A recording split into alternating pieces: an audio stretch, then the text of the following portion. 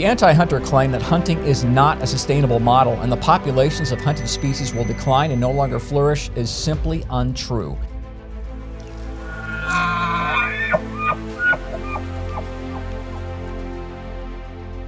Historically, before the implementation of rules and regulations, many species did struggle for survival.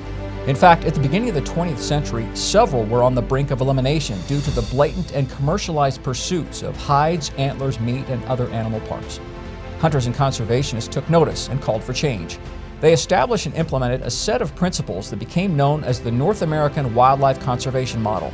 More specifically, that wildlife belonged to everyone and should be managed in such a way that all species, predator and prey alike, would be forever sustained. Key points, among others, include prohibiting the commercial hunting and sale of wildlife. Government agencies manage wildlife and public lands. The creation of hunting and fishing laws so everyone has both opportunity and responsibility over the resource. And laws are created against the casual killing of wildlife for antlers, horns, or feathers. The implementation and practice of those principles led to measurable success in the most robust and thriving wildlife populations in the world. In the early 1900s, there were about 40,000 elk remaining in North America. Today, there are more than 1 million.